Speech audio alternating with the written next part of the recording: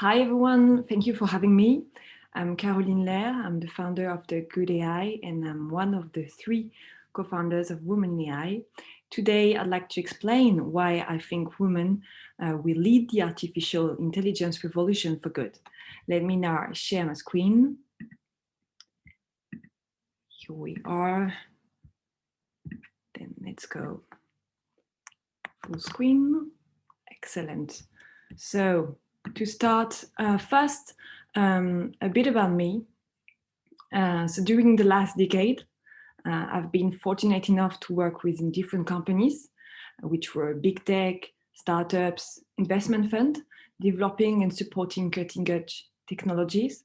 3 years ago, I joined an ambitious French artificial intelligence startups named Snips. They were developing embedded voice recognition technologies that ensures privacy and sovereignty to users, individual or companies. Basically, imagine some kind of Alexa processing your voice locally without sending any data to the cloud.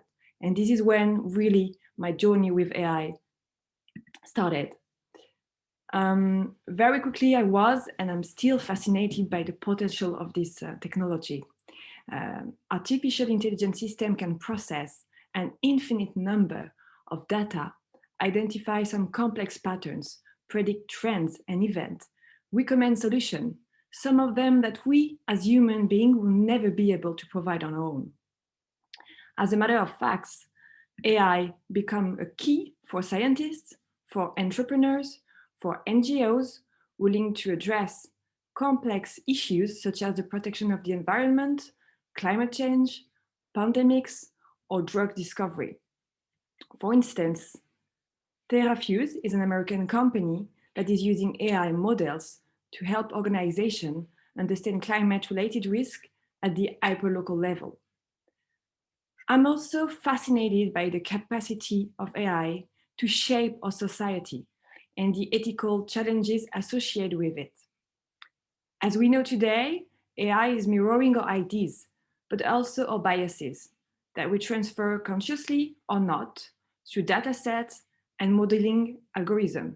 And it does this in an automated manner at a very large scale and in a large variety of domains that impacts our everyday life and well-being, education, health, work, housing, politics, etc. Sometimes for good, sometimes for bad. Here you can have a quick overview of the latest stories or scandals around it. So this is somehow a double-edged game. Either we reproduce, amplify, and automate some behaviors with AI. Some of them we're fighting against on a daily basis. Think about gender bias, racial bias, or we seize this opportunity to correct the flaws of our system for good, thanks to artificial intelligence. The Good AI was born out of this twofold observation.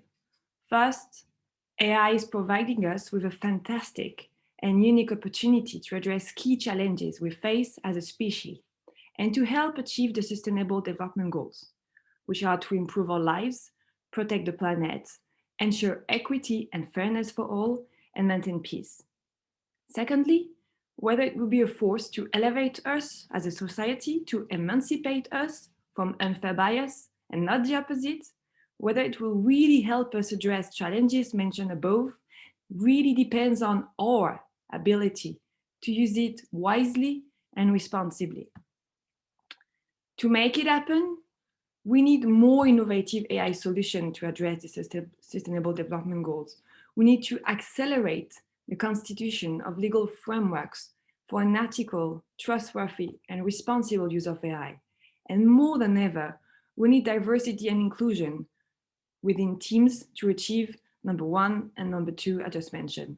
So the Good AI is committed to helping companies along this journey, and we're providing an online platform to facilitate the access to talent and knowledge to any company using AI to address the SDGs.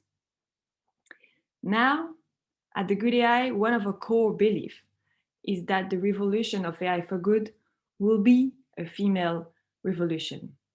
Why? Number one, it's not even an option, it's an obligation. Women's equality and empowerment is one of the 17 Sustainable Development Goals introduced by the UN. The number 5, gender equality. However, if you look at the other goals, the inclusion of women remains integral to true realization of the other SDGs. If we focus on Pakistan, the Global Gender Gap Index report of 2020 ranked it the country 151 out of total 153 countries. So it means even more sense for Pakistan to work on gender equality.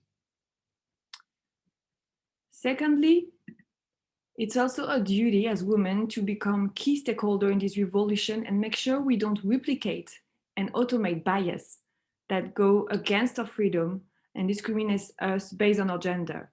Here is a concrete example of the risk in the medical area with the case of a possible gender bias in Babylon's symptom checker. Babylon is a healthcare AI startup. As you can see here, for a 59-year-old female smoker who complained about sudden chest pain and nausea, the symptom checker suggests either depression or panic attack as the possible non-emergency clauses. For an identical patient profile as male, the symptom checker raises the additional possibilities of serious heart problems with the recommendation of either go to emergency room or calling an ambulance. Now, this sounds a bit frightening, right? Let's see the glass as half full now. Rather than a duty, an obligation, I like to see AI as a fantastic, historical opportunity for women emancipation. Let me summarize. We have access to a technology that has the potential to shape the society of tomorrow for a very long time. Remember, AI is mirroring our ideas, but also our bias that we transfer through data sets and algorithms. So now, imagine we can decide which ideas, which bias we want to transfer or not into dataset and algorithm. What does it mean?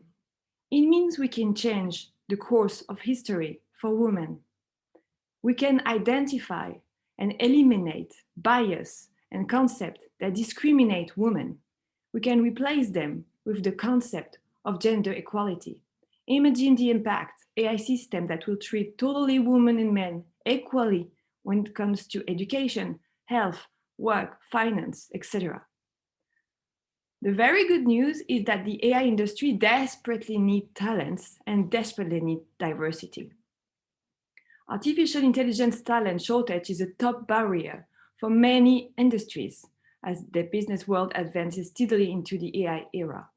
As you can see here, although the AI talent workforce is growing very strongly, the AI-related job posting are still 3 times that of job searches with a widening divergence.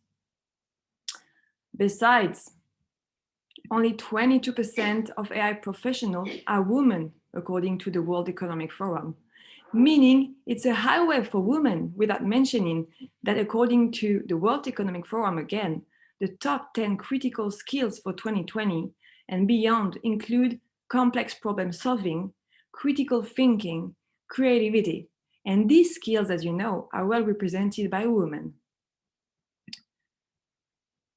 Here you can see the top jobs companies are looking for: machine learning engineers, deep learning engineers, data scientists. You can also see that those are very well-paid jobs. Let's not forget also all the non-technical jobs. AI companies need lawyers, regulation specialists, marketers, HR, project managers, etc. For instance, I'm not an engineer myself. I have a background in business and political sciences. How do we get there now? Education, education. If you're about to choose your study, choose STEM. If you're looking to develop new skills, you can also access online courses through MOOC, get certifications online. There are plenty of courses on platforms such as Coursera, edX, Udacity, but also MIT or Stanford are providing free online courses. Prepare also your daughter and your girls. Introduce them to STEM at an early age. Women in AI, for instance, is organizing some camps for kids in Pakistan. If you're an entrepreneur, check all the existing programs to guide you through the journey. They can be incubator, acceleration programs such as Way Accelerate, which is focusing on women, or Plan 9 in Pakistan. They can be also competitions such as She Loves Tech or fellowship such as Forbes Ignite. Community. Don't stay alone. There are numerous women communities you can join to share knowledge, get mentoring, and support. Women in AI, the nonprofit organization I co-founded in 2017, is one of them. It's today more than 6,000 members all around the globe. We develop programs to encourage young ladies to embrace STEM career like Waycamp and to support women in AI in their career with Way Accelerate, for instance. In Pakistan, we have a brilliant team led by our ambassador Hansa that I invite you to contact. Her email is just below. And finally, increase your visibility as talent to employers. You can, to do so, join the Good AI talent pool on our website. You'll be visible and to employers. You'll be able to access job opportunities, and our employer partners will be able to reach out to you. Go on the goodai.co. You can also find there all the programs, all the courses, and many other resources you need to grow in your career. I hope you will be inspired by this talk and ready to lead your own destiny. Don't hesitate to reach out to me. Happy to help if I can. You can find my email just at the bottom of this page. Thank you for your attention.